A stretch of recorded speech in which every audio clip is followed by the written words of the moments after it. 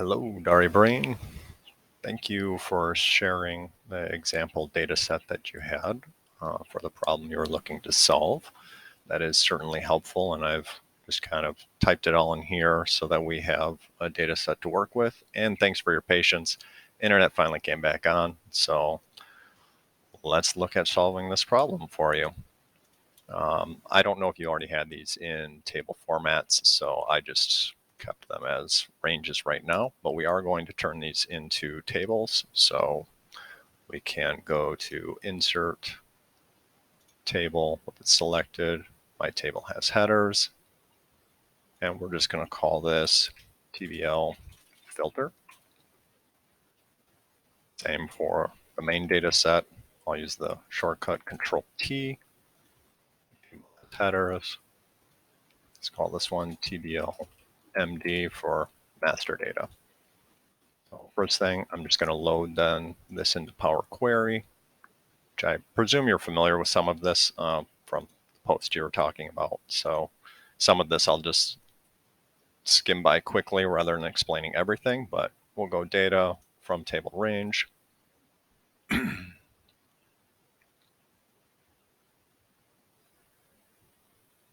All right, I'm going to remove the change type step, filter selected, transform format, trim. I always like to do that as a just in case, should there be spaces, on the end there or at the beginning of the data set. And then I'm also going to format and uppercase everything. This will be important later when we're looking at searching, since PowerQuery is filtering with these items, since PowerQuery is case sensitive. That's all we're going to do to this table. It's already text type, which is fine. So we'll just load it as a connection. And then same with our master data. Let's load that into PowerQuery. Going to remove the change type step.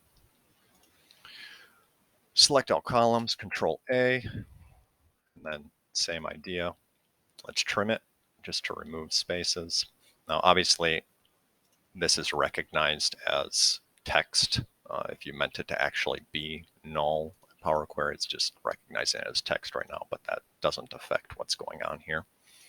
So again, both columns selected, we've trimmed in case there are any spaces. Now we're going to add a column. We're going to merge these two columns. We don't need a separator in this case, and it being named merged is perfectly fine. Select the merged column, and now we're going to go back to transform, format, and uppercase. So now these are in the same case as our filter table, which we're going to be using to search for these values. We're going to insert our own step next. So I'm going to expand here the formula bar. If you don't have that active, I'm sure you probably do, but in view formula bar, make sure that's checked. So we'll click on the function here. Just remove this little step here a minute. And I don't know what version of Excel you're using, but if you have the Intellisense with, like if I do table dot add column, predicting what you maybe want, and you can press tab to finish that off. And what we consider a bug in this instance, if you press tab now, I want table add column. See how it does table dot add column? It's kind of annoying. Wish they would fix it, but there's a workaround, and that is don't use the period. Table add column, press tab, and voila, it recognizes it correctly. We are going to start with table add column. I'm going to do an open parentheses, and it automatically puts the end parentheses, but for ease of following along with typing this, I'm going to remove the end parentheses, just press delete, and we'll tag that on a little bit later because this formula gets a little bit long. So we're going to add a new column.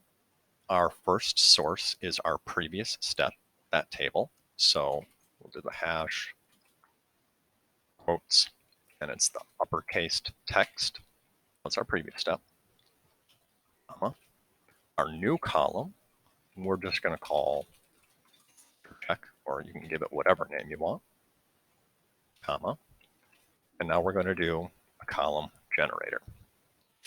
Start with each, do an open bracket, I'm going to press delete to remove the end bracket, again for now, just for ease of following along. So A equals, we're going to be looking at our merged column here. So open bracket, we'll leave the end one on there is fine. Merged. Arrow over, comma. B, variable B, is going to equal list contains, open parenthesis, or remove the end parenthesis, list transform, open parenthesis, we're going to remove the end parenthesis. So now we're looking at our second table. So in here, we're going to put table filter.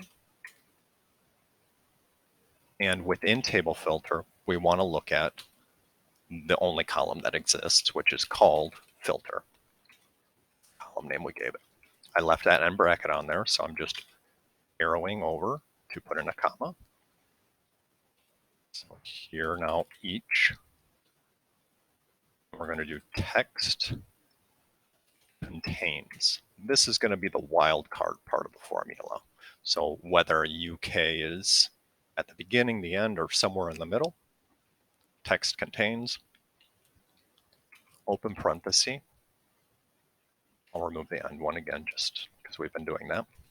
But it's pretty simple here. We're just going to say variable A, comma, underscore, end parenthesis. So there's end parenthesis for text contains, end parenthesis again. There's the end parenthesis for list transform. If it finds that value, we're going to return true. End parenthesis for list contains, end bracket for this A variable, and then we're going to open bracket and return B. It has the end bracket on there. I'm just going to arrow over, put in one last end parentheses. That end parentheses you can see is matching for the table at column. Press enter. Adds this filter check column. This is not a necessary step, but I like to just put this in here. I'm just used to doing it with formulas if you can, so then you don't have to detect data type multiple times, but it doesn't really matter. That's a logical column right now. So what this is doing is it's looking, does anything server load UK exist in this record? It is true. It's true here, true here, true here. False on these two. None of those variables exist. So all we have to do now is on the filter check column, we're going to remove the false values. So we're only looking for the true values. And at the end of the day, all we're looking for is keeping these two columns. So we'll select those, remove other columns, and then we'll load this. Just going to put it on the existing worksheet here. And voila. Here would be then your subset of both these columns based on these filter values. And obviously this is dynamic now. So if we wanted to search for, let's say, this RAA. For RAA here, enter. So it's part of the table. Go back to our query table, right click, refresh. And now it's found that. If we had this, that, this here, two, that two, another also, gave a value. Doesn't matter what case it's in, HERE, we're looking for here. We'd expect then just this record to show up, not the other ones that we added. Go to the table, right click, refresh, and there it is. So I hope that solves the problem for you. This was a fun one because, yeah, I haven't done this very often, but definitely a use case scenario that I can use as well. So thanks for posing the question, and please let us know if this is the solution you were looking for.